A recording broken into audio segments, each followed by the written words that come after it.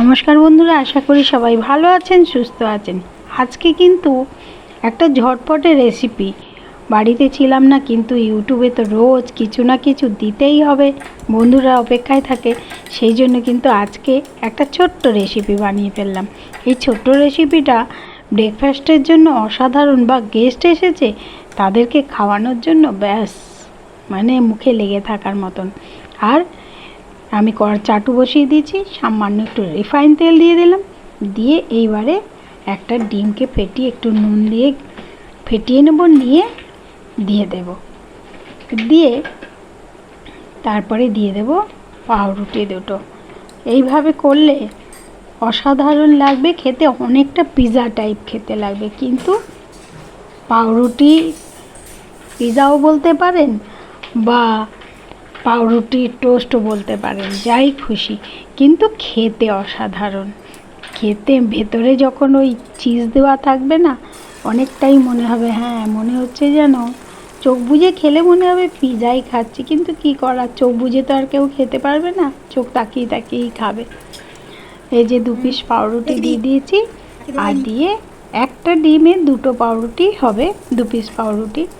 এইভাবে খালি মুড়ে নেব 2-5টা, মুড়ে নিয়ে তারপরে উল্টে দিয়ে দেব ক্যাপসিকাম, টমেটো, পেঁয়াজ, আর দিয়ে দেব শসা, আর তার উপর থেকে দিয়ে দেব চিজ।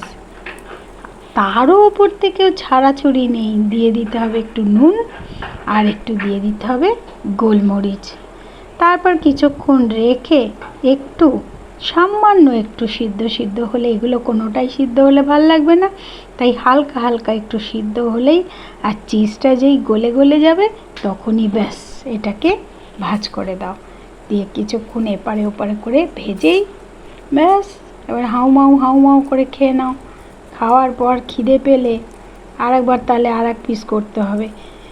যাই হোক, আমি তো 1 পিসই করেছি, আজকে আর খেতে হবে না, তাহলে কালকে আবার বানাবো, আবার খেতে হবে। এই যে এইভাবে চিজ দিয়ে দিয়েছি, দিয়ে এইবারে পাউরুটিটাকে ভাজ করে দেব। দিলে ভেতরে ভেতরে ভেপে একটা সিদ্ধ হবে। ক্যাপসিকাম, পেঁয়াজ আর টমেটো, শসা, এইগুলো হাফ হাফ সিদ্ধ হলে খেতে কিন্তু দারুণ লাগে।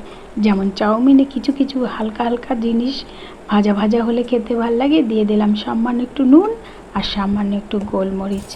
ব্যাস এবারে এপাশ ওপাশ করে খালি উল্টে নিয়ে একটু একটু করে খালি ভেপারে ভেজে নেওয়া অল্প আঁচে।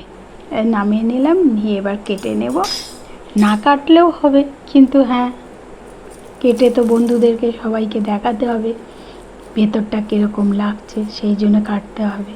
আর কেটে খেতে ভালোও লাগবে, একটা ধার থেকে খাওয়া সেটা সুবিধে। দেখুন কি সুন্দর হয়েছে, আর খেতেও কিন্তু তার থেকে বেশি সুন্দর হয়েছে।